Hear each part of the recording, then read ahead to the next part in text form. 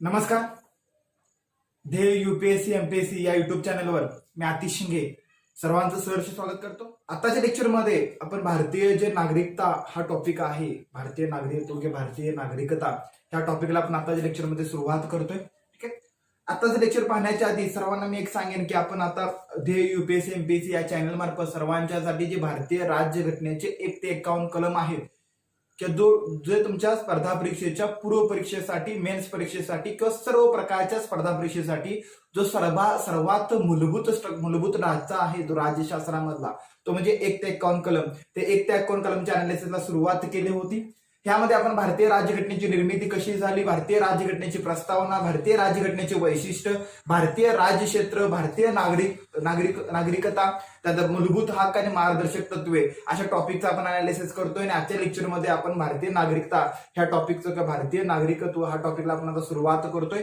तर चला मित्रांनो, आताच्या लेक्चरला सुरुवात करूया. हे जे लेक्चर आहे तुमच्या येणाऱ्या स्पर्धा परीक्षेच्या दृष्टिकोनातून हे लेक्चर खूपच महत्वाचं आहे. पाठीमागे रिझन आहे की गेली वर्षभर जर विचार केला तर गेल्या वर्षभर भारताच्या नागरिकते संदर्भात प्रचंड मोठा वाद चालू आहे. तुम्हाला कल्पना असेल, एनआरसी असेल, कॅब बिल असेल किंवा एनपीआर असेल.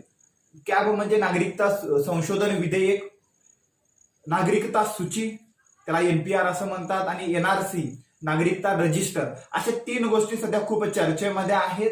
ठीक आहे. तर आताच्या लेक्चरमध्ये म्हणजे थोडक्यात सध्या करंटमध्ये या 3 गोष्टी चर्चेमध्ये आहेत. त्याच्या बेसवर भारतीय राज्यघटनेमध्ये कोणत्या तरतुदी आहेत, नागरिकता अधिनियम 1955 मध्ये कोणत्या तरतुदी आहेत, ह्या सगळ्या गोष्टीचा आपण आताच्या लेक्चरमध्ये अनालिसिस करणार आहोत. त्यामुळे तुमच्या परीक्षेच्या दृष्टिकोनातून हे लेक्चर खूप महत्वाचं आहे. त्यामुळे हे लेक्चर तुम्ही शेवटपर्यंत पहा. या लेक्चरमध्ये तुम्हाला भरपूर परीक्षेच्या परीक्षेच्या दृष्टिकोनातून तुम्हाला यामध्ये भरपूर माहिती मिळू शकते. ठीक आहे. तर चला आताच्या लेक्चरला सुरुवात करूया. आताच्या लेक्चरला सुरुवात करण्याच्या आधी सर्वांना मी पहिला कल्पना सांगेन, तुमच्या परीक्षेला ह्या टॉपिकवर क्वेश्चन आधी येऊन गेलेत का? तर तुमच्या परीक्षेला नागरिकता टॉपिकवर याच्या आधी भरपूर क्वेश्चन येऊन गेलेत की तुमच्या परीक्षेला विचारतात की नागरिकते संदर्भात भारतीय राज्यघटनेमध्ये कोणत्या तरतुदी आहेत, हे तुमच्या परीक्षेला येऊन क्वेश्चन केला. पुन्हा जो नागरिकता अधिनियम आहे त्या नागरिकता अधिनियमामध्ये नागरिकता संदर्भात कोणत्या तरतुदी आहेत, ह्या तरतुदी तुमच्या परीक्षेला येऊन गेले. पुन्हा जी भारतीय नागरिकता मिळवण्याचे जे वेगवेगळे मार्ग आहेत, ते नागरिकता मिळवण्याचे जे वेगवेगळे मार्ग आहेत त्यावर तुमच्या क्वेश्चन येऊन गेला. पुन्हा एनपीआर म्हणजे नेमकं आपण त्याला एनआरसी म्हणतो. ठीक आहे. एनआरसी म्हणजे नेमकं काय, हे सगळं खूप चर्चेमध्ये आहे. यावर तुम्हाला नागरिकता मिळवण्याचे जे भारतीय राज्यघटनेमध्ये प्रावधानं सांगितल्यात त्या प्रावधानाच्या बेसवर जी घटनात्मक भारताची जी धर्मनिरपेक्षतेची संकल्पना सांगितली की नागरिकता देताना आपण कोणत्याही धर्माच्या आधारे मतभेद करणार नाही, आणि सध्याचं जे नागरिकता संशोधन बिल आहे त्या बिलाला विरोध जो चालू आहे, ह्या संदर्भाच्या घटनेवर तुमच्या परीक्षेला क्वेश्चन भरपूर येऊ शकतात. तर चला, म्हणजे थोडक्यात परीक्षेच्या दृष्टिकोनातून हा टॉपिक खूपच महत्वाचा आहे. आणि चला आपण आता त्या लेक्चरला सुरुवात करूया. या टॉपिक मध्ये नेमकं आपण काय काय पाहणार आहोत. तर सुरुवातीचा टॉपिकचं नाव आहे भारतीय नागरिकता. ठीक आहे. भारतीय नागरिकता. ठीक आहे. सिटिझनशिप म्हणतात, भारतीय नागरिकत्व पण म्हणतात. की आपण आता या टॉपिकमध्ये काय भारतीय नागरिकता हा टॉपिकला आपण सुरुवात करतोय. यामध्ये सुरुवातीला आपण काय आहे, नागरिक म्हणजे नेमकं कोण. ठीक आहे. नागरिकता म्हणजे काय, नागरिक म्हणजे कोण, या गोष्टीचा अनालिसिस करणार आहोत. त्यानंतर भारतीय घटनात्मक तरतुदी कोणत्या आहेत, नागरिकता संदर्भात घटनात्मक तरतुदी, कोणत्या आहेत हे आपण अनालिसिस करणार आहोत. आणि त्यानंतर मग पुढे आपण आहे की 1955 तो नागरिकता अधिनियम आहे. 1955 नागरिकता अधिनियम. ठीक आहे. 1955च्या नागरिकता अधिनियमाच्या काही तरतुदी पाहणार आहोत. आणि लास्टला आपण पाहणार आहे की त्यांना आपण म्हणतो ज्या करंटमध्ये गोष्टी चर्चेमध्ये म्हणजे कॅब, एनआरसी आणि एनपीआर, ह्या 3 गोष्टीचा आपण अनालिसिस लास्टच्या परीक्षेच्या लास्ट टॉपिक मध्ये अनालिसिस करणार आहे. पुन्हा तुमच्या परीक्षेला येतात की पीआयओ म्हणजे नेमकं काय. ठीक आहे. PIO card holder, OCI card holder म्हणजे नेमकं काय. ठीक आहे. पीआयओ कार्ड होल्डर म्हणजे नेमकं काय, ओसीआय कार्ड होल्डर म्हणजे नेमकं काय, ह्या गोष्टी तुमच्या परीक्षेला विचारतात. हा 4था पार्ट सुद्धा आपण या लेक्चर 5वा पार्ट आपण या लेक्चरमध्ये अनालिसिस करणार आहोत. म्हणजे नागरिकता म्हणजे नेमकं काय, घटनात्मक तरतुदी, 1955चा अधिनियम, कॅब म्हणजे नेमकं काय, एनआरसी म्हणजे नेमकं काय, एनपीआर म्हणजे नेमकं काय, आणि पीआयओ आणि ओसीआय कार्ड होल्डर म्हणजे नेमकं काय, ह्या सगळ्या गोष्टीचा आपण आताच्या लेक्चरमध्ये अनालिसिस करणार आहोत. तर चला आताच्या लेक्चरला सुरुवातीला पहिला टॉपिक बघा की नागरिकता म्हणजे नेमकं काय. ठीक आहे. नागरिकता म्हणजे काय? जेव्हा तुम्ही राज्यशास्त्राचा अभ्यास करत असता, राज्यशास्त्रामध्ये कशाचा अभ्यास करता तर राज्यशास्त्रामध्ये राज्य येतं. ठीक आहे. राज्य म्हणजे त्याला आपण स्टेट म्हणतो. ठीक आहे. किंवा त्यालाच आपण राष्ट्र पण म्हणतो. ठीक आहे. राज्य शब्दालाच वेगळे, राज्याला आपण स्टेट म्हणतो, राज्य म्हणतो. ठीक आहे. ते वेगवेगळे शब्द येतात. ठीक आहे. त्याला काही जण देश सुद्धा म्हणतात. तर जे राज्यशास्त्राचा अभ्यास करणं म्हणजे आपण राज्याचा अभ्यास करतो, स्टेटचा अभ्यास करतो. ठीक आहे.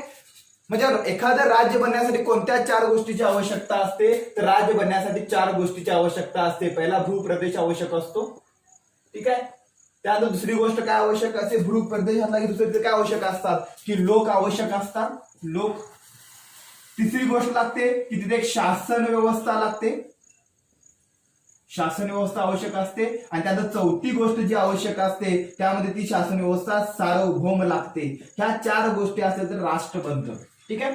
पहिला भूप्रदेश, नंतर लोक, नंतर शासन व्यवस्था आणि सार्वभौम. 1947 आधी काय होतं, भारताचा भूप्रदेश होता, लोक पण होते, शासन व्यवस्था नव्हती, सार्वभौमत्व आपल्यापाशी नव्हतं. 1947 ला ते सार्वभौमत्व आपल्यापाशी आलं आणि आपण स्वातंत्र्य झाला असं म्हणतो. म्हणजे राष्ट्र बनण्यासाठी या 4 गोष्टीची आवश्यकता असते. ठीक आहे. मग भारताचा भूप्रदेश तुम्हाला माहित आहे, मी समजण्यासाठी फक्त मॅप करतो. असा भारताचा भूप्रदेश आहे. इकडनं हा ईशान्य भारत असा आहे. ठीक आहे. ईशान्य भारताचा स्ट्रक्चर असा आहे, हा भारत आहे. ठीक आहे. समजण्यासाठी फक्त मॅप काढला आपण. मग हा भारताचा भूप्रदेश झाला. मग भारताचा भूप्रदेश कोणता असेल तर त्या तरतुदी तुम्हाला 1 ते 4 कलम मध्ये पाहायला मिळतात की प्रॉपर भारताचा प्रदेश कोणता असेल ते तुम्हाला भारतीय राज्यघटनेच्या 1 ते 4 कलम मध्ये पाहायला मिळतात. त्याचं नावच आहे भारताचं राज्यक्षेत्र किंवा कार्यक्षेत्र. 1 ते 4 कलम तुम्हाला ते पाहायला मिळतात. आणि दुसरी गोष्ट तर भारताचं भूक्षेत्र झालं. मग भूक्षेत्र नंतर भारताचे लोक कोण असतील तर भारताचे लोक कोण असतील हे सांगण्यासाठी कशी तरतूद आहे तर नागरिकाची तरतूद आहे. म्हणजे एखाद्या भूप्रदेशामध्ये एखाद्या राष्ट्राचे लोक कोण असतील, नागरिक कोण असतील हे सांगणं म्हणजे भारताचे नागरिकत्व. ठीक आहे. म्हणजे थोडक्यात नागरिक डेफिनेशन काय होत्या, एखाद्या राज्य संस्थेचा सदस्य असणं त्याला नागरिकत्व म्हणतात. जसं आपण भारतीय राज्य संस्थेचे का आहोत तर आपण सदस्य आहोत. मग आपण भारतीय राज्य संस्थेचं सदस्य आहोत याचा अर्थ आपण भारताचे नागरिक आहोत. मला वाटतं सगळ्यांना नागरिकतेची व्याख्या मिळाला असेल. जेव्हा तुम्ही एखाद्या राज्याचं किंवा एखाद्या स्टेटचं नागरिक बनता तेव्हा तुम्हाला त्या शासन व्यवस्थेमार्फत काही अधिकार मिळतात, काही राजकीय अधिकार मिळतात, सामाजिक अधिकार मिळतात, आर्थिक अधिकार मिळतात. त्याचबरोबर तुमच्यावर काही कर्तव्य किंवा जबाबदारी पण तुमच्यावर टाकली जाते. पुन्हा तुम्हाला एखाद्या देशाचं नागरिकत्व मिळालं त्या नागरिकत्वासंदर्भात त्या सरकारची किंवा त्या शासन व्यवस्थेचे जे कायदे असतात ह्या कायद्याचं तुम्हाला पालन पण करावं लागतं. तर मला वाटतं सगळ्यांना समजलं असेल की नागरिकता म्हणजे नेमकं काय. नागरिकता बरोबर दुसरा एक शब्द असतो त्याला आपण परकीय व्यक्ती म्हणतो. परकीय व्यक्ती. मग परकीय व्यक्ती म्हणजे नेमकं काय की असा व्यक्ती की तो भारताच्या भूप्रदेशामध्ये राहतो आणि तो भारताचा तो लोक आहे, भारताचं नागरिकत्व स्वीकारतो त्याला आपण भारताचा नागरिक म्हणतो. तसं भारताच्या भूप्रदेशामध्ये राहणारा पण भारताचं नागरिकता न स्वीकारणारा जो व्यक्ती असतो त्याला आपण परकीय व्यक्ती म्हणतो. किंवा दुसऱ्या अन्य राष्ट्राचं जसं पाकिस्तान आहे, अफगाणिस्तान आहे, अमेरिका आहे, ब्रिटन आहे की अन्य कोणत्याही राष्ट्राचं नागरिकता स्वीकारणारा व्यक्ती त्याला आपण भारतातील परकीय व्यक्ती म्हणतो. हे तुम्हाला माहित पाहिजे. ठीक आहे. म्हणजे परकीय व्यक्तीची व्याख्या काय होते की दुसऱ्या देशाचं, दुसऱ्या राष्ट्राचं नागरिकता स्वीकार करणारा व्यक्ती म्हणजे त्याला आपण काय म्हणतो परकीय म्हणतो. ठीक आहे. जेव्हा तुम्ही भारताचा नागरिक असता भारताच्या नागरिकांना काही अधिकार मिळतात. ठीक आहे. मग तसे परकीयांना अधिकार मिळतात का तर काही अधिकार हे फक्त भारतीयांच्यासाठीच असतात आणि काही अधिकार हे परकीयांच्यासाठी सुद्धा असतात. मग तुम्हाला माहिती आहे भारतीय राज्यघटनेमध्ये काही मूलभूत हक्क सांगितले ते तुमच्या परीक्षेला विचारतात की भारतीय राज्यघटनेच्या कलम 12 ते 35 मध्ये भारतीय राज्यघटनेच्या कलम 12 ते 35 मध्ये 6 प्रकारचे मूलभूत हक्क सांगितलेत. बरोबर आहे. समानता, स्वातंत्र्य, शोषणाविरुद्ध, धर्मनिरपेक्ष. ठीक आहे. आणि त्यानंतर अल्पसंख्याकाच्या अधिकाराचं संरक्षण आहे. त्यानंतर पुन्हा आहे की अधिकारांचं उपाययोजन म्हणजे मूलभूत हक्काचं संरक्षण उपाययोजना. असे 6 प्रकारचे अधिकार तुम्हाला भारतीय राज्यघटनेच्या कलम 12 ते 35 मध्ये पाहायला मिळतात. म्हणजे मूलभूत हक्क असतात हे मूलभूत हक्क सर्वांना असतात का म्हणजे नागरिकतांना पण असतात आणि परकीय दोघांना पण मूलभूत हक्काचा अधिकार मूलभूत हक्क मिळतात का तर मूलभूत हक्क हे फक्त भारतीयांना मिळतात. ठीक आहे. मग सर्व अधिकार भारतीयांना मिळतात का तर भारतीय राज्यघटनेचे एकूण 12 ते 35 कलम मधलं फक्त भारतीय राज्यघटनेचं कलम 15, कलम 19, कलम 15, कलम 19, कलम 29, कलम 30. ठीक आहे. भारतीय राज्यघटनेचं कलम 15, त्यामध्ये कलम 16 सुद्धा येतं. कलम 15, कलम 16, कलम 19, कलम 29 आणि कलम 30 ही जी कलम आहेत ही कलम फक्त भारतीयांसाठी आहेत. म्हणजे ह्या कलमांचा वापर फक्त भारतीय व्यक्तीच करू शकतो. अन्य जी कलम आहेत ते परकीय व्यक्तीला सुद्धा लागू आहेत, हे तुम्हाला थोडं माहित पाहिजे. म्हणजे भारतीय राज्यघटनेचं कलम 15, कलम 16, कलम 19, कलम 29 आणि कलम 30 ही 5च कलम फक्त भारतीयांच्यासाठी आहेत, फक्त भारतीय नागरिकांच्या साठी आहे, ते तुम्हाला माहित पाहिजे. जसं कलम 15 मध्ये सांगितले काय की धर्म, वंश, जात, लिंग या शासन व्यवस्था कोणत्याही प्रकारचा भेदभाव करणार नाही. पण एखादी व्यक्ती परकीय असेल तर ती व्यक्ती परकीय आहे म्हणून त्याच्यावर शासन व्यवस्था काय करू शकते, भेदभाव करू शकते. ठीक आहे, कारण कलम 15ची व्याख्या ती फक्त भारतीयांसाठी आहे. पुन्हा कलम 16 आहे. कलम 16 मध्ये सांगितले की भारताची नोकरी आणि नोकरीमध्ये सर्वांना समान संधी असेल किंवा सर्वांना समान दर्जा असेल या संदर्भात कलम 16 तुम्हाला पाहायला मिळतं. मग कलम 16 मध्ये सांगितलं की भारतीयांच्या काही महत्वाच्या नोकऱ्या या भारतीयांच्यासाठीच असतील, त्यामध्ये परकीय व्यक्ती येऊ शकत नाही, तो भारतीयांनाच अधिकार आहे, हे कलम 16 मध्ये सांगितले. त्याला अपवाद आहेत परकीय. ठीक आहे. पुन्हा कलम 19 की भारतातील जे अभिव्यक्ती स्वातंत्र्य आहे, बोलण्याचं स्वातंत्र्य आहे, अभिव्यक्ती स्वातंत्र्य फक्त भारतीय नागरिकांनाच असेल, परकीयांना नसेल. ठीक आहे. कलम 29 मध्ये जे अल्पसंख्याकांसंदर्भात जे अधिकार सांगितलेत हे फक्त भारतीयांनाच असेल, बहुसंख्याकांसंदर्भात जे अधिकार सांगितलेत ते फक्त भारतीयांना असेल, परकीय व्यक्तीला लागू नसेल. कलम 30 मध्ये सांगितल्या तरतुदी सुद्धा जे शैक्षणिक संस्थेसंदर्भात आहे त्या तरतुदी सुद्धा फक्त भारतीयांना लागू आहेत, परकीयांना लागू नाहीत. तर तुम्हाला ह्या गोष्टी माहित पाहिजेत. सुरुवातीला नागरिक म्हणजे नेमकं काय, परकीय व्यक्ती म्हणजे नेमकं काय आणि त्यातल्या कोणत्या गोष्टी फक्त भारतीयांना लागू आहेत हे तुमच्या परीक्षेला माहित पाहिजे. पण तुमच्या परीक्षेला इथून भरपूर क्वेश्चन आले. ठीक आहे, आणि पुढे सुद्धा क्वेश्चन येण्याची शक्यता असते. तर तुम्हाला ही 5 कलम परफेक्ट माहित पाहिजेत की कोणत्या व्यक्ती फक्त भारतीयांना लागू आहेत. ठीक आहे, तर मला वाटतं आपला पहिला पॉईंट समजला की नागरिकता आणि परकीय व्यक्ती या दोघांच्या मध्ये डिफरन्स काय असतो. त्यानंतर दुसऱ्या पॉईंट पाहिजे आपल्याला की भारतीय राज्यघटनेतील नागरिकता संदर्भात ज्या घटनात्मक तरतुदी आहेत ह्या घटनात्मक तरतुदीला आपण आता सुरुवात करतोय. तर भारतीय राज्यघटनेच्या कलम 5 ते 11 मध्ये तुम्हाला नागरिकता संदर्भात काही महत्वाच्या घटनात्मक तरतुदी पाहायला मिळतात. तर चला दुसरा पॉईंटला सुरुवात करूया. दुसरा पॉईंट आहे भारतीय राज्यघटनेच्या घटनात्मक तरतुदी.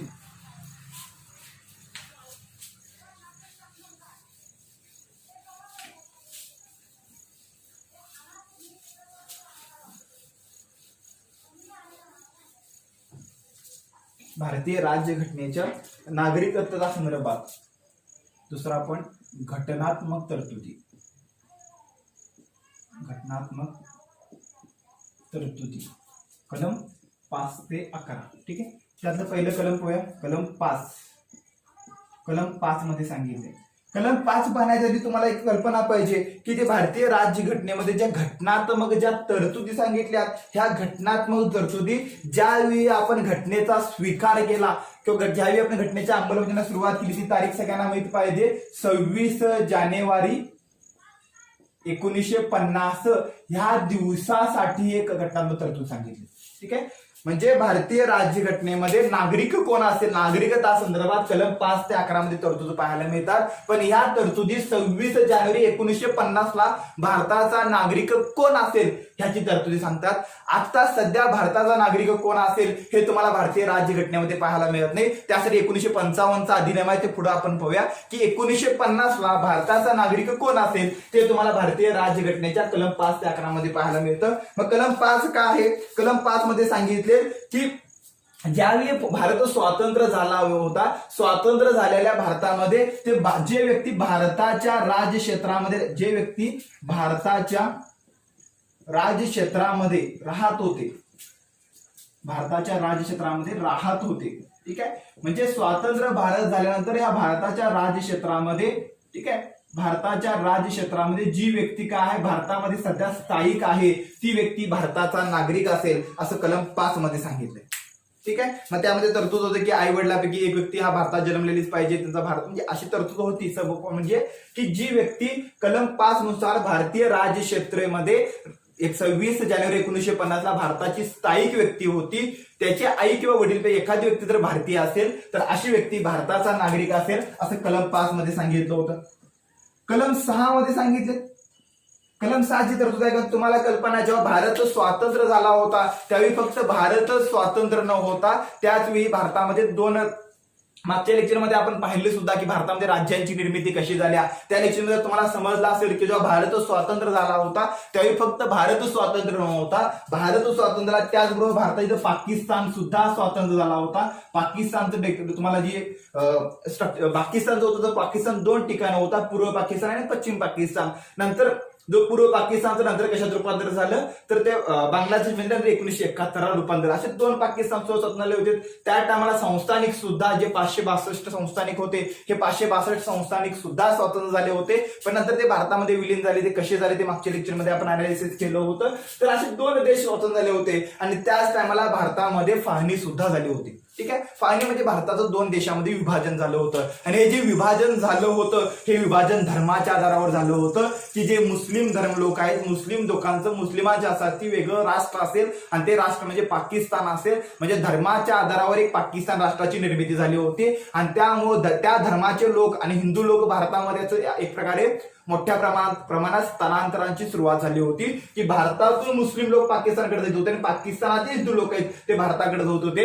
इतिहासातील सगळ्यात मोठं ते स्थलांतर म्हणून ओळखलं जातं की एवढं मोठं स्थलांतर तुम्हाला कधीच पाहायला मिळत नाही. जगामध्ये अनेक मोठे प्रश्न होऊन गेले पण ह्या एवढा मोठा प्रश्न तुम्हाला कुठेच पाहायला मिळते. त्यामध्ये किती लाखोच्या संख्येमध्ये लोकांची हत्या पण झाली, ज्या दंगली झाल्या त्या दंगलीमध्ये जे आकडे ते लाखोच्या घरात आहेत की लाखोच्या घरामध्ये लोकांचं बेघर झाल्याची संख्या मोठी होती. संपत्तीचं वाटप करायचे असे असंख्य प्रश्न निर्माण झाले. तर लाखोचे लोक काय झाले होते, बेघर सुद्धा झाले होते आणि तेवढ्याच लोकांचा मृत्यू पण झाला होता, तेवढ्याच लोकांचे अन्याय अत्याचार सुद्धा झाले होते.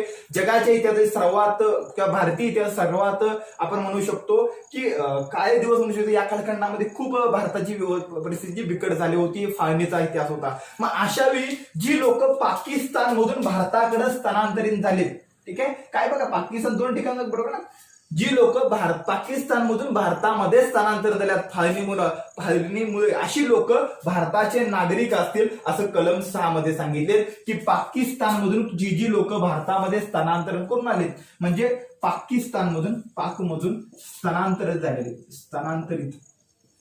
झालेली व्यक्ती काय असेल, भारताचे नागरिक असतील अशी तरतूद कलम 6 मध्ये सांगितल्या की पाकिस्तानकडून स्थलांतरण झालेले लोक भारताचे नागरिक असतील. त्यामध्ये सांगितलं की जे माता पिता किंवा आजा आजी यापैकी एखादी व्यक्ती काय पाहिजे, मूळ भारतीय वंशाची भारताची पाहिजे, अशा व्यक्तींना भारताचं नागरिकत्व दिलं जाईल अशी तरतूद तुम्हाला कलम 6 मध्ये पाहायला मिळतं. कलम 6 सुद्धा 1950 ला भारतामध्ये लागू झालं होतं आणि 1950 ला भारताचे नागरिक कोण असतील त्या संदर्भात ती तरतूद होती. पुन्हा कलम 7, ठीक आहे, कलम 7 मध्ये काय सांगितले पाहते पण खूप महत्वाचं आहे की भारतामध्ये स्थलांतर होत असताना स्थलांतर दोन प्रकारे झालं की काही लोक पहिला भारतातून पाकिस्तानमध्ये गेले आणि पाकिस्तानमध्ये पुन्हा त्यांना अशांतता होती, त्यांच्या सुरक्षेवर मोठे प्रश्नचिन्ह होते, तर ते लोक पाकिस्तानमधून पुन्हा भारतामध्ये स्थलांतर झाले. जसं तुम्हाला माहित आहे की सुरुवातीला बंगाल प्रांतातून काय झाले होते, पश्चिम बंगाल म्हणजे पूर्व पाकिस्तान होता, त्या पूर्व पाकिस्तानमध्ये प्रचंड मोठं स्थलांतरण झालं. पण तिथल्या लोकांच्या मध्ये जेव्हा अशांतता पसरली त्यांच्या तेव्हा तिथे त्यांच्या जीविताची गॅरंटी नव्हती, तिच्या अत्याचार प्रचंड दंगली चालू झाल्या, तेव्हा ते लोक पुन्हा भारतामध्ये परत आले. म्हणजे पहिला भारतामध्ये होते, भारतातून पुन्हा पाकिस्तानमध्ये गेले आणि पाकिस्तानमधून पुन्हा भारतामध्ये आले. अशी जी लोक होते ती लोक भारताचे नागरिक असतील असं कलम 7 मध्ये सांगितलंय.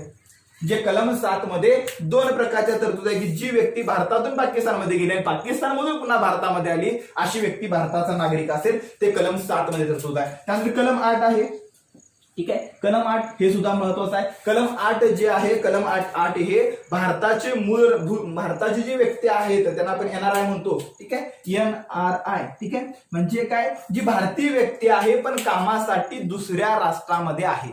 उदाहरणार्थ ब्रिटिशांच्या कालखंडामध्ये आफ्रिका खंडामध्ये भारतीय लोक कामासाठी होते, अमेरिकेमध्ये भारतीय लोक कामासाठी होते, श्रीलंकेमध्ये काही भारताचे लोक कामासाठी होते, इंडोनेशियामध्ये भारतीय लोक कामासाठी गेले होते. जे ब्रिटिशांनी भारतामध्ये ब्रिटिशांच्या फायद्यासाठी किंवा भारताचे काही लोक दुसऱ्या लोकांमध्ये वसाहतीमध्ये तिथल्या भागामध्ये कामासाठी गेले होते, तिथे जे स्थायिक झाले होते अशी जी लोक होते त्यांना आपण NRI म्हणतो की भारताचाच आहे तो पण दुसऱ्या देशामध्ये काम करतो. अशी जी व्यक्ती आहे अशी व्यक्ती सुद्धा भारताची नागरिक असेल असं कलम 8 मध्ये तरतूद केली होती की 26 जानेवारी 1950 ला जो व्यक्ती भारतीय वंशाचा आहे तो भारतीय आहे पण भारताच्या बाहेर त्याचं वास्तव आहे, तो सध्या भारताच्या बाहेर आहे, अशी व्यक्ती सुद्धा भारताचा नागरिक असेल असं कलम 8 मध्ये सांगण्यात आलं होतं. ठीक आहे, म्हणजे थोडक्यात सांगायचं म्हटलं तर कलम 5 आहे, 6 आहे आणि 7 आहे आणि 8 आहे. ही जी 4 कलम आहे ती 4 कलम सांगतात की 1950 ला भारताचा नागरिक कोण असेल, की जो भारतामध्ये राहतो तो भारताचा असेल, पाकिस्तानहून आलेला व्यक्ती भारताचा असेल, भारतातून पाकिस्तानात गेलाय पुन्हा पाकिस्तानमधून भारतात आलाय ती व्यक्ती भारताचा असेल, पुन्हा भारतीय वंशाचा आणि भारताच्या बाहेर जो व्यक्ती राहतो तो सुद्धा भारताचा नागरिक असेल, असं तुम्हाला कलम 5, 6, 7 आणि 8 मध्ये पाहायला मिळतात. त्यानंतर पुढचं कलम आहे त्याला कलम आपण 9 म्हणतो. कलम 9 आहे ते नागरिकता लोप पावण्यासंदर्भात आहे, की एखाद्या व्यक्तीची भारताचं नागरिकत्व कधी नष्ट होऊ शकतं त्या संदर्भात तुम्हाला तरतूद पाहायला मिळते. त्याला आपण म्हणतो भारतीय राज्यघटनेचं कलम 9. ठीक आहे. कलम 9 आहे हे कलम 9 काय नागरिकता लोप पावण्यासंदर्भात आहे, की एखादी व्यक्ती एखादा भारतीय नागरिक करणारा व्यक्ती दुसऱ्या देशाचं नागरिकत्व जर त्याने स्वीकारला असेल तर अशी व्यक्ती भारताचं नागरिकत्व काय होईल आपोआप नष्ट होईल. म्हणजे एखाद्या व्यक्ती तो भारताचं नागरिकता धारण करतो आणि त्याने दुसऱ्या देशाचं नागरिकत्व स्वीकारलं तर अशा व्यक्तीचं जे नागरिकत्व आहे ते नष्ट होईल, हे कलम 9 मध्ये सांगितले. त्यानंतर पुन्हा कलम 10 आहे. ठीक आहे. कलम 10 मध्ये सांगितलंय की एखादा व्यक्ती जर भारताचं नागरिकत्व स्वीकारला असेल, की एखाद्या व्यक्ती जर भारताचा नागरिक असेल तर अशी व्यक्ती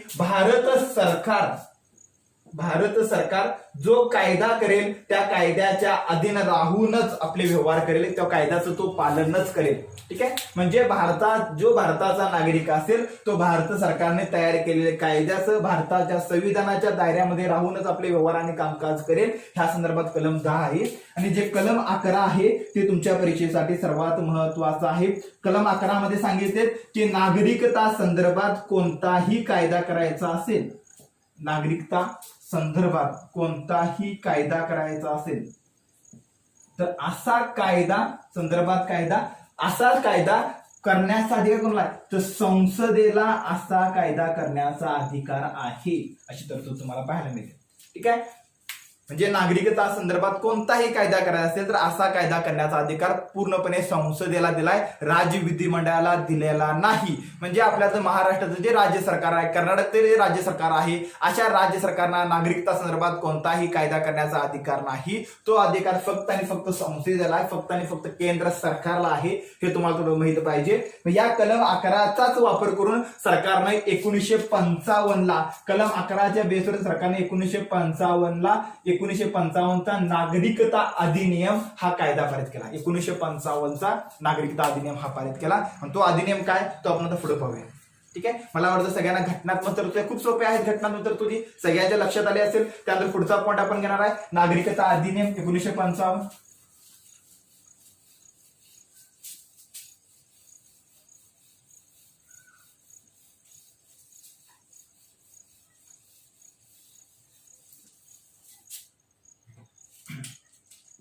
पुढचा पॉईंट त्याला आपण म्हणतो नागरिकता अधिनियम 1955. 1955च्या नागरिकता अधिनियम मध्ये कोणत्या तरतुदी. आता आपण पाहिलं घटनात्मक नागरिकता. तर 1955च्या नागरिकता अधिनियमचा विचार केला तर 1955च्या नागरिकता अधिनियमामध्ये नागरिकता मिळवण्याचे 5 मार्ग सांगितलेत. पहिला आहे जन्म तत्वानुसार, दुसरा आहे वंश तत्वानुसार, तिसरा आहे नोंदणी तत्वानुसार,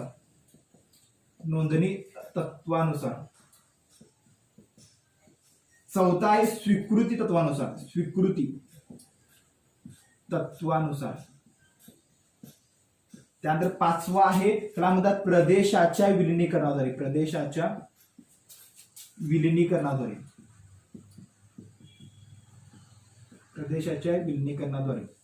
असे 5 तत्व तुम्हाला भारतीय 1955च्या अधिनियमामध्ये पाहायला मिळतात. पहिलं जन्म तत्वानुसार, दुसरं वंश तत्वानुसार, तिसरं आहे नोंदणी, चौथं स्वीकृती आणि 5वं प्रदेशाच्या विलिनीकरणाद्वारे. त्यातला एक पहिला पॉईंट जन्म तत्वानुसार.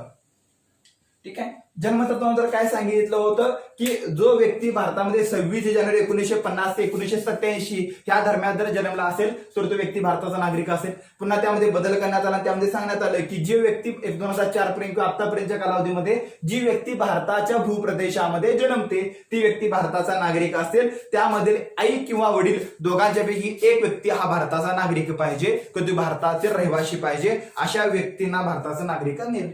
ठीक आहे, हे जन्मतत्व होणार. ठीक आहे, की जो व्यक्ती भारतामध्ये सध्या जन्मलेला असेल अशी व्यक्ती भारताचा नागरिक असेल तर त्याच्या आई किंवा वडील दोघांच्या पैकी एक व्यक्ती भारतीय असेल तर अशा व्यक्तींना भारताचं नागरिकत्व दिलं जाईल जन्मतत्वानुसार. ठीक आहे. दुसरा आहे वंश तत्वानुसार, म्हणजे एखाद्या व्यक्तीचा जो जन्म आहे तो दुसऱ्या राष्ट्रामध्ये झालाय, कुठे जर त्याचा अमेरिकेमध्ये जन्म झालाय तर अशी व्यक्ती भारताचा नागरिक असू शकते का, तर त्याला म्हणतात की एखाद्या व्यक्तीचा जन्म हा दुसऱ्या राष्ट्रामध्ये झालाय पण तो भारताचा नागरिक असू शकतो का, हो असू शकतो. त्याचा आई किंवा वडील किंवा आजो किंवा आजी ह्या आजोबा किंवा आजी या 4 जणांपैकी कोणीतरी व्यक्ती जर भारताचा नागरिक असेल तर त्याला वंश तत्वानुसार भारताचं नागरिकत्व दिलं जातं. ठीक आहे, हा एक भारतामध्ये जन्मला असेल तर आहे परदेशामध्ये जन्म झालाय पण त्याचा ओरिजिन त्याचा वंश जो आहे तो वंश का आहे भारताचा, तो आहे तो भारतीय वंशाचा भारतीय लोकांचा तो व्यक्ती आहे, याचा अर्थ त्याला वंश तत्वानुसार काय मिळतं, अधिकार मिळतं. ठीक आहे, त्याला वंश तत्वानुसार म्हणतात. ठीक आहे, आता हे दोन जे नागरिकता मिळवण्याचे दोन जे मार्ग आहेत जन्म आणि वंश हे सगळ्यात ओरिजिनल मार्ग म्हणतात, कारण त्याला काय म्हणतात ते 2 मार्गामधून काय होतं की तो प्रॉपर भारतीय आहे हे फिक्स होतं. ठीक आहे, मग त्याला ओरिजिनल म्हणजे नागरिकता मिळवण्याचे ओरिजिनल मार्ग असं म्हणतात की हे 2 मार्ग म्हणजे हा हे बाकीचे आहे ते स्वीकृती हे कुठल्याही व्यक्तीला मिळू शकतात, पण याला मेन म्हणजे जन्म आणि वंश हे तुम्हाला 2 चांगल्या प्रकारे समजलं पाहिजे. त्यानंतर नोंदणी तत्वानुसार की समजा एखादा व्यक्ती भारतीय राज्यघटनेमध्ये काय तरतूद होती पाहता आणि आता सरकारने नेमका त्यामध्ये कोणता बदल केला त्यालाच म्हणतात की कारण की नागरिकता संशोधन अधिनियम 1955 यामध्ये सरकारला बदल करता येतो. मग यामध्ये जर बदल करायचा असेल तर असा बदल करण्याचा अधिकार कलम 11 नुसार संसदेला मिळतो. ठीक आहे, मग ह्यामध्ये सरकारने आतापर्यंत बदल केला का, तर आतापर्यंत सरकारनं ह्यामध्ये टोटली 1986 ला 1992 ला 2003 ला 2005 ला 2016 ला 2019 ला असं सरकार आतापर्यंत त्यामध्ये भरपूरदा बदल केला. ठीक आहे, मग असा जर बदल करायचा असेल तर असा बदल करण्याचा अधिकार फक्त संसदेला आहे आणि ते सुद्धा साध्या बहुमतानं, त्यासाठी विशेष बहुमताची आवश्यकता नसते की साधं बहुमतानं असा कायदा काय करता येतो, पारित करता येतो. ठीक आहे, आणि सरकारनं मग काय केलं, याचाच वापर करून 1919 ला सरकारनं काय केलं, नागरिकता अधिनियम मध्ये बदल केला. मग काय बदल केला, तो नोंदणी तत्वानुसार अधिक काय तर तुझे एखाद्या व्यक्ती भारतामध्ये 11 वर्ष, एखाद्या व्यक्ती भारतामध्ये 14 वर्ष तो राहतो आणि त्यातले सलग 11 वर्ष तो भारताचा स्थायिक आहे, तो भारतामध्ये स्थायिक आहे आणि लगतचा 1 वर्ष की लगतचा 1 वर्ष त्यानं कोणताही परदेशी दौरा केला नाही, परदेशी दौरा नाही. ठीक आहे, म्हणजे काय तर तुझे एखाद्या वर्षी 14 वर्ष भारतामध्ये आहे त्यातलं तो 11 वर्ष भारतामध्ये स्थायिक आहे, त्यातलं लगतच 1 वर्ष आहे, तो लगतचा 1 वर्षामध्ये तो भारताचा कोणत्याही परदेशामध्ये त्याने दौरा केलेला नाही, अशी व्यक्ती भारताचा नागरिक होईल, भारताचा नागरिक होईल. कोणत्या तत्वानुसार, तर नोंदणी तत्वानुसार. हे संपूर्ण देशात सर्व जगातील सर्व लोकांच्या साठी लागू होतं. कोणताही देशातील कोणताही व्यक्ती 14 मधला 11 वर्ष भारतामध्ये स्थायिक आहे आणि लगतच 1 वर्षामध्ये तो कोणताही परदेशी दौरा केला नाही अशी व्यक्ती भारताचा नागरिक होईल नोंदणी तत्वानुसार. ठीक आहे, अशी तरतूद होती. पण सरकारनं आता त्यामध्ये बदल केला. त्यामध्ये सरकारनं काय सांगितलं, 3 राष्ट्रातील 3 राष्ट्र, कोणती 3 राष्ट्र आहेत, तर पाकिस्तान, अफगाणिस्तान, ठीक आहे, अफगाणिस्तान आणि त्यानंतर 3रं राष्ट्र आहे त्याला आपण म्हणतो बांगलादेश. ठीक आहे, ह्या 3 राष्ट्रातील लोकांच्यासाठी सरकारने बदल केला. तर एखादा व्यक्ती ह्या 3 राष्ट्रांमधून जर भारतामध्ये आला असेल, तो आलेला व्यक्ती तो 6 धर्माचाच पाहिजे. ठीक आहे, कोणत्याही धर्माला तो असून चालत नाही. तो 6 धर्म कोणता, तर तो हिंदूचा पाहिजे, तो पारशी पाहिजे, तो बौद्ध पाहिजे, तो जैन पाहिजे, ठीक आहे, तो ख्रिश्चन पाहिजे. ठीक आहे, असे जे 6 धर्माचे जर लोक असतील, ह्या 6 धर्माच्या लोकांनी ह्या 3 राष्ट्रांमधून काय केलं असेल, स्थलांतरण केलं असेल आणि त्यांनी जर भारतामध्ये येऊन जर ते स्थायिक झाले असेल तर अशी व्यक्ती भारतामध्ये फक्त 5 वर्ष वास्तव्य करत असेल, फक्त 5 वर्ष वास्तव्य करत असेल तर त्या व्यक्तीला भारताचं नागरिकत्व दिलं जाईल नोंदणी तत्वानुसार. ह्या 2 गोष्टीचा डिफरन्स समजून घ्या की 1955च्या कायद्यामध्ये नोंदणी तत्वानुसार आधीची तरतूद काय होती आणि सरकारनं आता कोणता बदल केला. आधीची तरतूद सगळ्यांना समजली असेल. आताची तरतूद काय आहे की 3 राष्ट्रातून येणाऱ्या ह्या 6 धर्माच्याच लोकांना 11 ऐवजी 5 वर्ष वास्तव्य केलं तरी त्यांना नागरिकता मिळू शकतं अशी तरतूद केली. ठीक आहे, बघा सरकारने काय बदल केला. मग या बदलाला विरोध का आहे, कारण भारताचं नोंदणी तत्वानुसार जर एखाद्या व्यक्तीला नागरिकत्व द्यायचं असेल तर त्यासाठी अशी तरतूद आहे की त्यामध्ये तुम्ही कोणत्याही धर्माचा, वंशाचा की धर्म, वंश, जात, लिंग किंवा जन्मस्थान अशा कोणत्याही कारणावरून तुम्ही भेदभाव करून कोणत्याही व्यक्तीला विशेष तरतुदी करू शकत नाही असं भारतीय राज्यघटनेच्या कलम 15 मध्ये सांगितलंय. आणि तुम्ही इथं नागरिकता देत असताना मात्र विशिष्ट धर्माचा उल्लेख करून की या धर्माच्याच लोकांना फक्त नागरिकता 5 वर्ष, अन्य लोकांना काय होईल 11 वर्ष वास्तव्य करावं लागेल अशी तरतुदी करण्यात आली होती. मग ही तरतुदी धर्माच्या आधारावर आहे. मग भारतामध्ये भारत हे धर्मनिरपेक्ष आहे. मग अशा प्रकारची तरतुदी चुकीची आहे हे विरोधकांनी सांगितलं आणि त्यामध्ये प्रचंड मोठा विरोध झाला. सरकारनं आपल्या बाजूमध्ये काय सांगितलं होतं, हे जे 6 धर्माचे लोक आहेत हे 3 जे राष्ट्र आहेत त्या 3 राष्ट्रामध्ये इस्लाम बहुसंख्याक आहेत.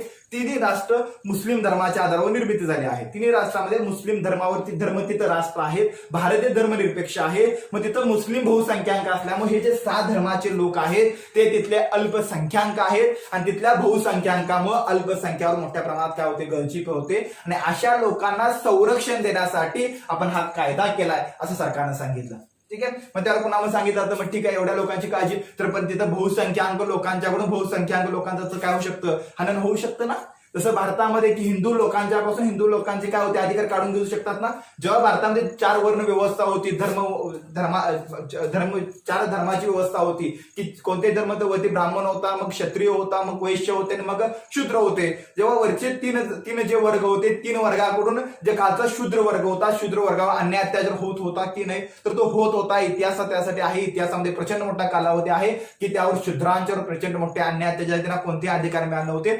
पण हे 4ही वर्ण होते ती हिंदू धर्मातील होते. म्हणजे हिंदू लोक बहुसंख्याक असले आता हिंदूची गळचीप होऊ शकत नाही असं नाही की एका धर्मामध्ये जे बहुसंख्याक आहे त्या बहुसंख्याकामधून त्या धर्मातील काही लोकांचं काय होऊ शकतं, अन्याय किंवा त्यांचे अधिकार नष्ट होऊ शकतात.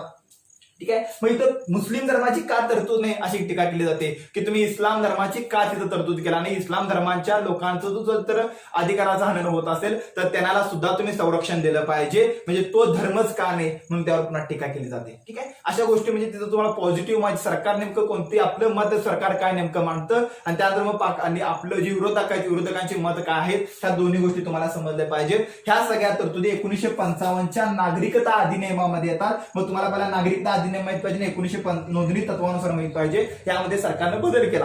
पुन्हा त्यावर टीका केली जाते की या 3 राष्ट्राची तरतूद काय. नेपाळमध्ये विचार केला तर नेपाळमध्ये नेपाळी लोकांमध्ये तिबेटियन लोक आहेत. ठीक आहे. तिबेटियन लोकांचं सुद्धा भारतामध्ये इच्छेकडून काय होते, प्रचंड मोठ्या प्रमाणात काय होते, तर तिथं अन्याय होत असताना त्याच्या लोकांना संरक्षण तुम्ही का देत नाही. बांगलादेशमध्ये गेला तर बांगलादेशमध्ये तमिळ जे लोक आहेत, जे द्रविडियन लोक आहेत, त्या तमिळ लोकांच्यावर प्रचंड अन्याय अत्याचार होतो. मग अशा लोकांना तुम्ही का भारताचा नागरिक देऊ शकत नाही.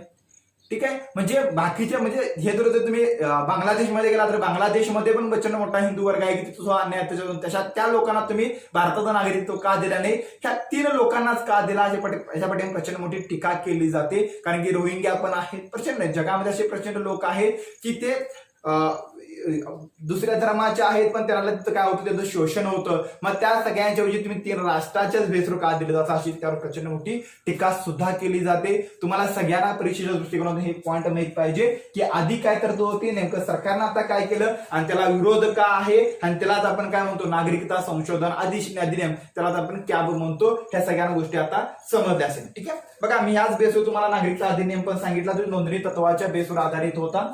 त्यानंतर पुढे स्वीकृती तत्वानुसार म्हणजे नागरिकता मिळवण्याचा 3रा मार्ग तुम्हाला समजला की जो 1955च्या अधिनियमामध्ये होता. त्यानंतर 4था पॉईंट आहे स्वीकृती तत्वानुसार.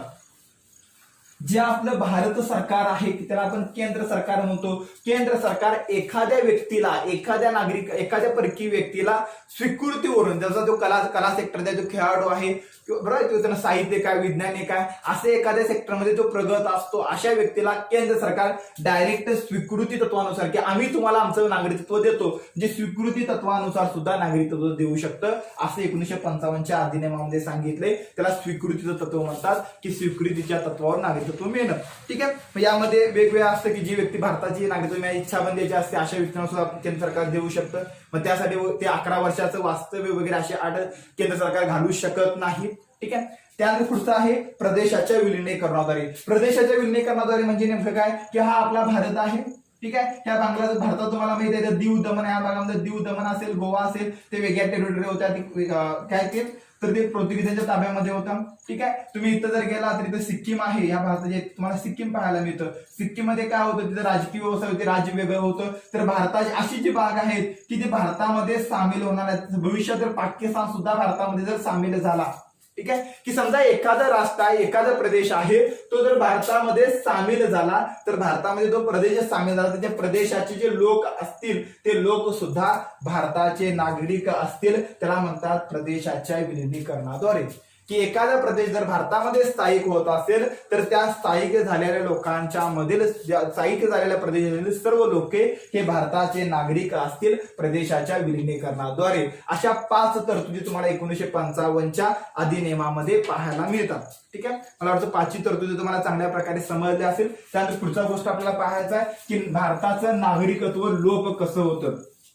जसं कलम 9 मध्ये तुम्हाला सांगितले की भारताचं नागरिकत्व लोप पावण्यासंदर्भात की एखादा व्यक्ती दुसऱ्या देशाचं नागरिकत्व स्वीकारला असेल तर त्यांना काय होतं की त्याचं भारतीय नागरिकत्व नष्ट होतं. त्याच पद्धतीने 1955च्या अधिनियमामध्ये नागरिकत्व नष्ट होण्याच्या 3 तरतुदी सांगितल्या. त्यामध्ये पहिलं तरतूद आहे की एखाद्या व्यक्तीनं काय केलं, भारताचं नागरिकत्व त्याग केलं. करू शकतं ना, एखाद्या भारतीय व्यक्तीनं सांगितलं की मला भारताचं नागरिकत्व नको आहे, तर एखाद्या व्यक्तीनं भारताचं नागरिकत्व त्याग करण्याचा तरतूद त्याग केला असेल तरी ती व्यक्ती भारताचा नागरिक असणार नाही. म्हणजे एखाद्या व्यक्तीनंच काय त्याग केला असेल. त्यानंतर दुसरी तरतूद आहे की एखाद्या व्यक्तीचं नागरिकत्व संपुष्टात आलं. मग नागरिकत्व संपुष्टात येऊ शकतं का? येऊ शकतं. समजा एखाद्या देशात दुसऱ्या देशाचं नागरिकत्व स्वीकारलं तर त्याचं संपुष्टात आलं. ठीक आहे. किंवा युद्धाच्या कालखंडामध्ये, ठीक आहे, शत्रू राष्ट्राच्या संबंध त्याने ठेवला असेल तर अशा व्यक्तीचं नागरिकत्व सरकार संपुष्टात आणू शकतं. कारण युद्धाच्या वेळी तुम्ही शत्रू राष्ट्राची मदत करालाय, म्हणजे एखाद्या वेळी सरकार काय करू शकतं, एखाद्या व्यक्तीचं नागरिकत्व संपुष्टात आणू शकतं, नष्ट करू शकतं. आणि तिसरा आहे की सरकार नागरिकत्व काय करतं, काढून घेतं. सरकारला नागरिकत्व काढून घेता येतं का? काढून घेणे सरकार 3 प्रकारे काढून घेतो. मग सरकार घेऊ शकतं का? समजा एखाद्या व्यक्तीनं भारताचं नागरिकत्व देत होता, त्या फसवेगिरी माध्यमातून घेतलंय, त्याने खोटी माहिती दिल्या आणि खोटी माहितीतून त्याने नागरिकत्व मिळवलं असेल तर अशा व्यक्तीचं नागरिकत्व सरकार काढून घेतं. पुन्हा एखाद्या व्यक्तीला भारतामध्ये नोंदणी तत्वानुसार की जी व्यक्ती भारतामध्ये नोंदणी आहे, त्यानं भारतामध्ये नोंदणी केल्या म्हणतो त्याला 11 वर्षाचं वास्तव्यानंतर त्याला नागरिकत्व मिळालं आणि भारताचं नागरिकत्व मिळाल्यानंतर 2 वर्षामध्ये असा गुन्हा केला की त्या गुन्ह्यामध्ये त्याला 7 वर्षापेक्षा जास्त शिक्षा झाल्या किंवा 2 वर्षापेक्षा जास्त शिक्षा झाल्या तर अशा व्यक्तीचं सुद्धा नागरिकत्व काढून घेतं. कारण तुम्हाला आम्ही भारताचं नागरिकत्व दिलं, कारण तुम्ही परकीय होता, तुम्ही 11 वर्ष भारतामध्ये स्थायिक केला, तेव्हा आम्ही तुम्हाला भारताचं नागरिकत्व दिलो आणि तुम्ही 2 वर्षामध्ये भारताच्या शांततेला प्रश्नचिन्ह निर्माण केला असाल तर तुमचं नागरिकत्व आम्ही काढून घेणार, असं सुद्धा सरकारला अधिकार आहे. ठीक आहे. पुन्हा युद्धजन्य परिस्थितीमध्ये एखादी व्यक्ती दुसऱ्या राष्ट्राच्या शत्रू राष्ट्राच्या संपर्क साधला असेल तर अशा व्यक्तीचं सुद्धा काय करतात, नागरिकत्व काढून घेतं. अशी व्यक्ती जी भारतीय राज्यघटनेच्या विरोधामध्ये अनिष्ट व्यवहार करते, त्यावर टीका करते, त्यावर त्याचा अपमान करते, अशा व्यक्तीचं सुद्धा नागरिकत्व काढून घेण्याचा अधिकार सरकारला देण्यात आला आहे. ठीक आहे. किंवा एखादी व्यक्ती भारतामध्ये 7 वर्षापेक्षा जास्त वास्तव्य केले असेल तर अशा व्यक्ती सुद्धा भारत सरकार नागरिकत्व काढून घेऊ शकतं. म्हणजे 1955च्या अधिनियमामध्ये नागरिकत्व काढून घेण्याच्या 3 तरतुदी सांगितल्यात. पहिली आहे त्याग केल्यानंतर, दुसरी आहे संपुष्टात आल्यानंतर आणि तिसरा आहे भारत सरकारनं काढून घेतल्यानंतर. अशा 3 गोष्टीवर नागरिकता काढून घेण्याचं तरतूद केलं. त्यानंतर पुढची एक लहानशी गोष्ट आहे, मला वाटतं मी कॅब म्हणजे काय जे मगाशी सांगितलं स्वीकृती तत्वामध्ये मी कॅब म्हणजे काय सांगितलं, सिटीजन अमेंडमेंट बिल की तुला नागरिकता सुधार म्हणजे काय ते सांगितलं. आता दुसरी गोष्ट आहे ते आपण पाहणार आहे ते म्हणजे एनआरसी. ठीक आहे. एनआरसी म्हणजे नेमकं काय, त्याला नागरिकता रजिस्टर्ड सिटीजन म्हणतात, म्हणजे भारतीय नागरिकता नोंदणी. ठीक आहे. हे एनआरसी नेमकं कशातून आलं, एनआरसी म्हणजे नेमकं काय आहे, ठीक आहे. हा प्रश्न काय आहे तर तुम्हाला कल्पना असेल की हा आपला भारत आहे. ठीक आहे. समजण्यासाठी फक्त मी मॅप काढतोय. ठीक आहे. असा आपला हा भारत आहे. ठीक आहे. असा आपला भारत तुम्हाला पाहायला मिळतो. इकडं हा ईशान्य भारत असा. ठीक आहे. हा असा भारत आहे. इथं पाकिस्तान आहे, इथं बांगलादेश आहे. ठीक आहे. आता इथलं तुम्हाला राष्ट्रपतीचं काय आहे, हे आसाम आहे. ठीक आहे. इथं मेघालय आहे. ठीक आहे. मिझोराम आहे, मणिपूर आहे, इथं त्रिपुरा पण आहे, इथं त्रिपुरा आहे, इथं मिझोराम आहे, इथं नागालँड आहे, इथं अरुणाचल प्रदेश आहे. हे 7 सिस्टर त्याला आपण म्हणतो. ही सगळी लोक राष्ट्र तुम्हाला राज्य तुम्हाला माहित असणार आहे की जी राष्ट्र बांगलादेशच्या सीमेला लागून आहे.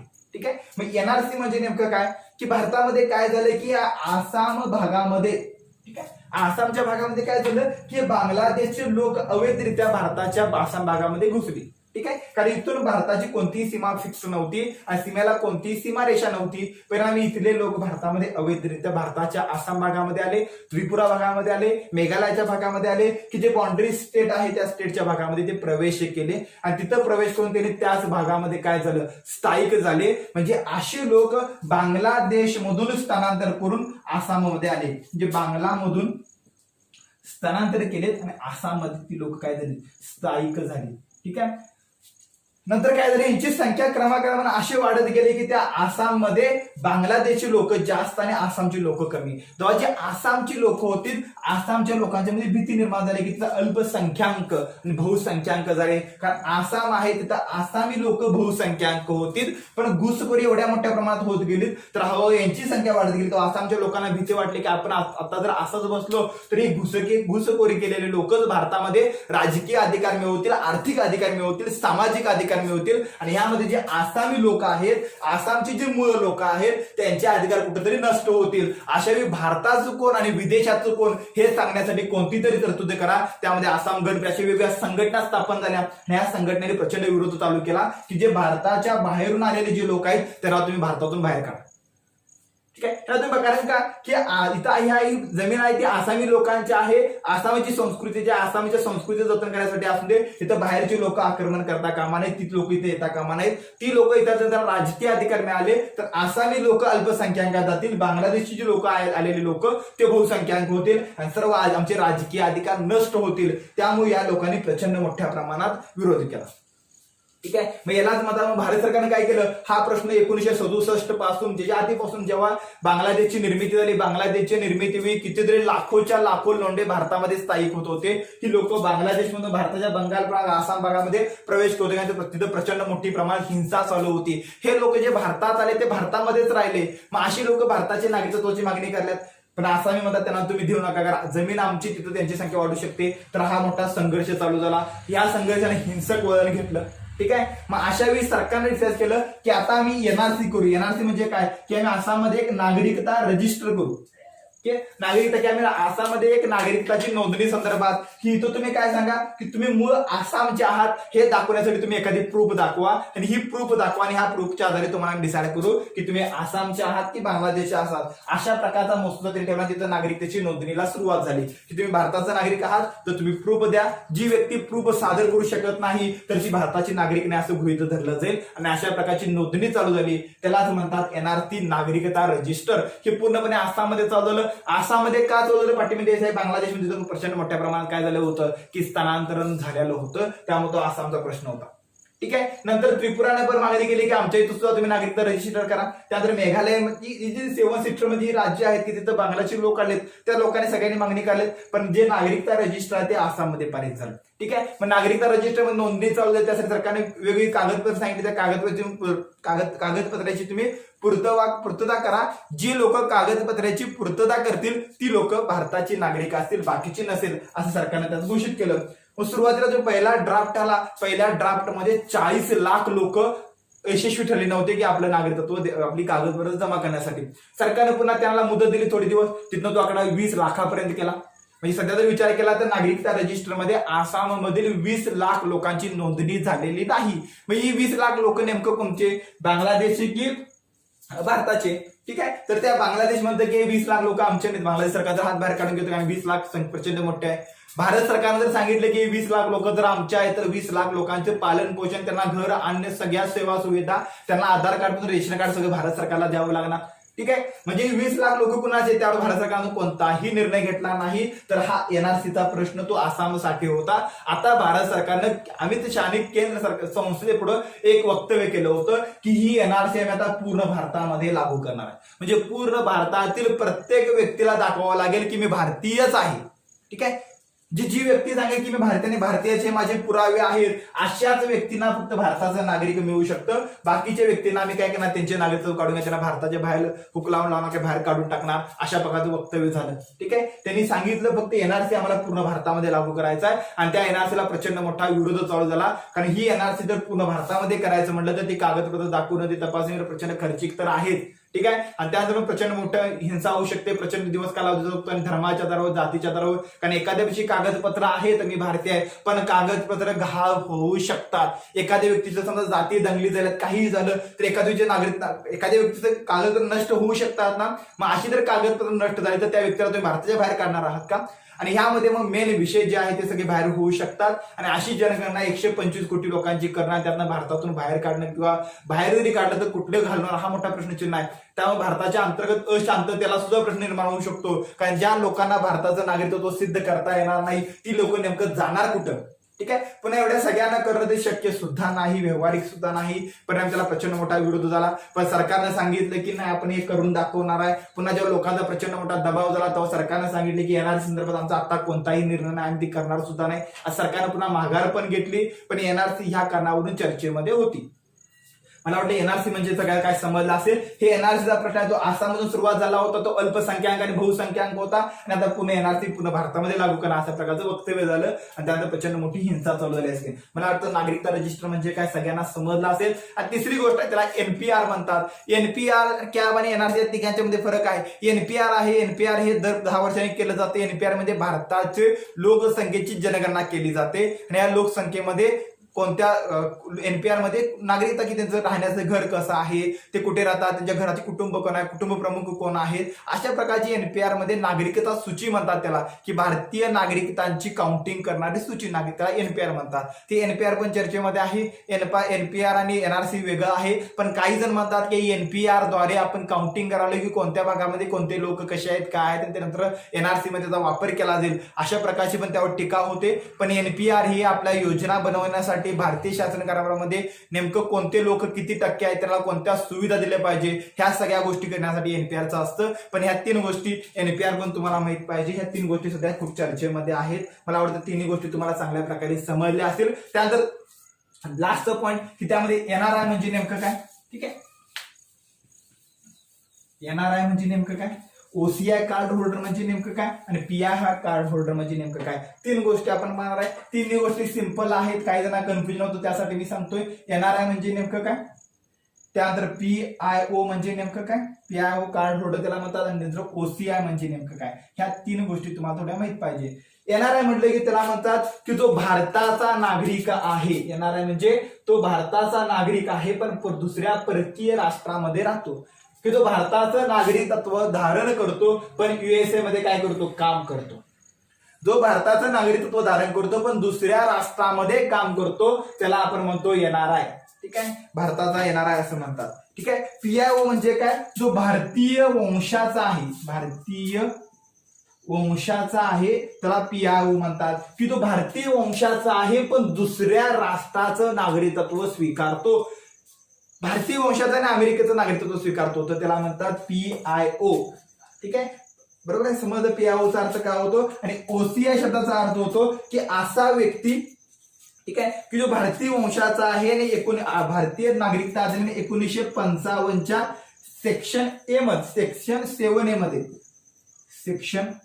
7A मध्ये ज्याची नोंद आहे, भारतीय नागरिकता कायदा 1955च्या सेक्शन 7A मध्ये ज्या व्यक्तीची नोंद आहे तो ओसीआय असताना ओसीआय म्हणून ओळखलं जातं. ह्या 3 गोष्टी समजल्या पाहिजेत. मग पीआय आणि ओसीआय, जो ओसीआय आहे त्याला पीआयओ पेक्षा जास्त सवलती मिळतात, म्हणजे पीआयओ पेक्षा ओसीआयला जास्त सवलती म्हणतात. तो पण परकीय नागरिकच आहे पण त्याची भारताच्या रजिस्टरमध्ये काय आहे, नोंद आहे. आता सरकारने पीआय आणि ओसीआय दोघांना एकत्र करण्यात केलं आहे, म्हणजे पीआय आणि ओसीआय दोघांचं एकीकरण केलं होतं. एनआरआय म्हणजे काय समजलं, पीआयओ आणि ओसीआय म्हणजे काय नेमकं समजलं, की एकामध्ये भारताचा नागरिक तो परदेशामध्ये आणि दुसऱ्यामध्ये दुसऱ्या राष्ट्राचा नागरिक आहे पण तो भारतीय वंशाचा आहे, त्याला पीआयओ किंवा ओसीआय म्हणतात. मग जे ओसीआय कार्ड होल्डर असतात ह्या ओसीआय कार्ड होल्डरला काय सुविधा मिळतात, तर त्यांना भारतामध्ये कायमस्वरूपीचा व्हिसा मिळू शकतो, म्हणजे ते भारताला कायमस्वरूपी कधीही भेटायला येऊ शकतात.